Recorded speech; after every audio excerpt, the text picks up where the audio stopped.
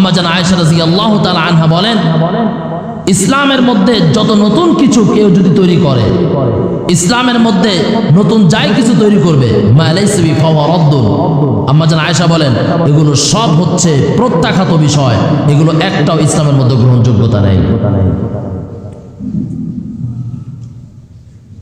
ইমাম মালিক রহমতুল্লাহ আলাইহি বলেন, যারা বেদাতের কর্মকাণ্ড করে, যারা এতক্ষণ পর্যন্ত বুঝছেন যে বেদাতটা হচ্ছে ইসলামের মধ্যে আল্লাহ এবং তার রাসূলের আদেশের বাহিরে নতুন কিছু তৈরি করা, এটাকে ইবাদত মনে করা, সওয়াবের কারণ মনে করা, এটার নাম কি?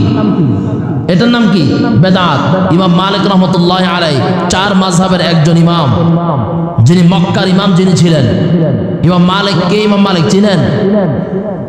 ইমাম মালিক রহমতুল্লাহ আলাইহি এত বড় একজন ইমাম এবং এত বড় বুজুর্গ ছিলেন, জীবনে কোনোদিন মক্কা মদিনার জমিনে তিনি জুতা পায়ে দিয়ে চলেন নাই, স্যান্ডেল পায়ে দেয় নাই, খালি পায়ে চলেছেন জীবনে। একজন জিজ্ঞাসা করেছেন, ইমাম মালিক আপনি এত বড় আলেম, এত বড় ইমাম, অথচ আপনি স্যান্ডেল ছাড়া জুতা ছাড়া কেন এই মদিনার জমিনে মক্কার জমিনে হাঁটা চলা করেন?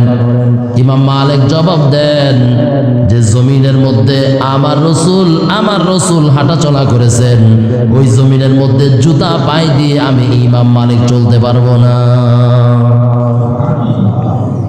কত বড় ইশক মোহাব্বত রসুলের সাথে ছিল, কত বেশি ভালোবাসতেন। এই জমিন আমি জুতা পায়ে দিয়ে চলতে পারবো না, এটা কি কোনো গুনাহের কাজ ছিল? হ্যাঁ, কিন্তু মোহাব্বতটা, ভালোবাসা, আমার রসুলের কদম পড়ছে এখানে, আর আমি এখানে জুতা পায়ে দিয়ে চলবো, এই জমিনে আমি খালি পায়ে চলবো, এটা আমার জন্য কপাল। কারণ যারা হজ করতে উমরা করতে যায়, মদিনার মাটি নিয়ে কপালে লাগায়নি, বুকে লাগায়নি। আল্লাহ আমাদের সবাইকে কবুল করেন, জোরে বলেন আমিন।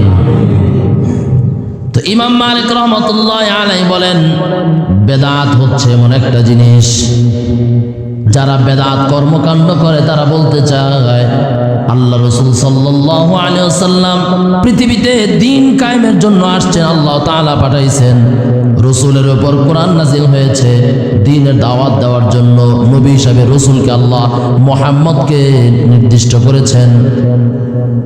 তো যারা বেদাত করে, ইসলামের মধ্যে নতুন নতুন জিনিস তৈরি করে, এরা এটা বুঝাইতে চায় মুহাম্মদ সাল্লাল্লাহু আলাইহি ওয়াসাল্লাম পৃথিবীতে যে দ্বীন কায়েম করেছেন, তিনি দ্বীন কায়েম করতে ব্যর্থ হয়েছেন, পরিপূর্ণ দ্বীন কায়েম করতে পারেন নাই, যার কারণে নতুন নতুন নতুন নতুন দ্বীনের রাস্তা তৈরি করে। জোরে বলেন নাউজুবিল্লাহ। আপনারা বলেন ইমাম মালিকের কথাটা যৌক্তিক কিনা? বুঝছেন বিষয়টা?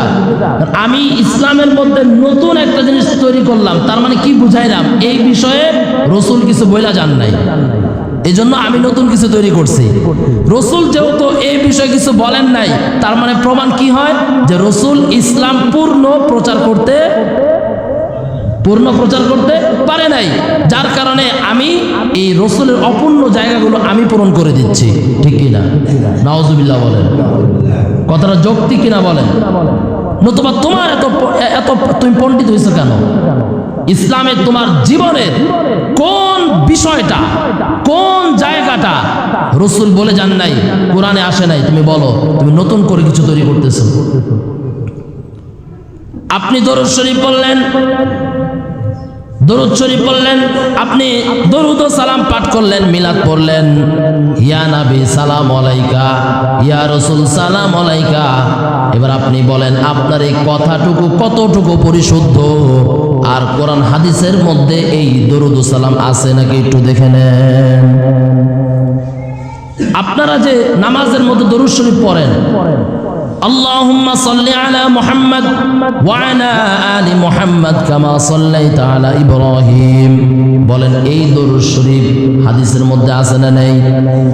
আমরা বলি আল্লাহুম্মা সাল্লি আলা সাইয়্যিদিনা ওয়া নাবিয়িনা ওয়া শাফিআনা, এই দরুদ শরীফ আছে না নাই? আমরা বলি আল্লাহুম্মা সাল্লি আলা মুহাম্মাদিন নাবিয়্যিল উম্মি ওয়া আলা আলিহি ওয়া সাল্লিম তাসলিমা, আছে না নাই? সব এরকম কত প্রকারের হাদিস, কত প্রকারের দরুদ শরীফের হাদিস হাদিসের মধ্যে ভরা। আপনার একটাও ভালো লাগে না, দরুদে ইব্রাহিম ভালো লাগে না, দরুদের নারী ভালো লাগে না, দরুদে উম্মি ভালো লাগে না, সাল্লাল্লাহু আলাইহি ওয়াসাল্লাম ভালো লাগে না, হাদিসে যেটা আসছে একটাও ভালো লাগে না। আপনার নিজের মন মতো জারি করলেন, আল্লাহুম্মা সাল্লি আলা সাইয়্যিদিনা মাওলানা মুহাম্মদ। কোথায় পাইছেন আপনি এটা? দেখা আমরা পড়বো, পড়তে সমস্যা আছে বলেন ভাই? পড়তে সমস্যা আছে? কোনো সমস্যা না, আমরা পড়বো। আপনি দেখান হাদিসের মধ্যে, হ্যাঁ অর্থ যদি ঠিক থাকে তাহলে এটা পড়া যেতে পারে, পরিশুদ্ধ হতে পারে। কিন্তু কি দরকারটা আছে হাদিসের মধ্যে যেখানে আপনার একাধিক দরুদ শরীফ লেখা আছে, ওটা বাদ দিয়ে আপনার নতুন করে সঠিক হইলেও পড়ার কোনো দরকার আছে বলেন? আপনারা কি বুঝতেছেন? আপনারা কিন্তু সবাই আমার মুরব্বী, সবাই আপনারা আমাকে লালন পালন করে বড় করছেন। আমি আপনাদের পায়ে হাত দিয়ে বলি, আমার কথাটা বোঝার চেষ্টা করেন। হাদিসের মধ্যে আপনি কোনো দরুদ শরীফ খুঁজে পান না, সেখানে একটা ছিল যে তাহলে আপনি নিজে যেটা বানায় নিছেন যেটা পরিশুদ্ধ, একটা যৌক্তিক, আপনার কথাটা যৌক্তিক। কিন্তু হাদিসের মধ্যে একাধিক রকমের দরুদ শরীফ আছে, ওগুলো একটা বাদ দিয়ে, সব বাদ দিয়ে আপনি নিজের মতো একটা সুর দিয়ে তৈরি করে দিলেন। বলেন এই কাজটা কি ভালো হয়েছে? কি দরকারটা আছে বলেন?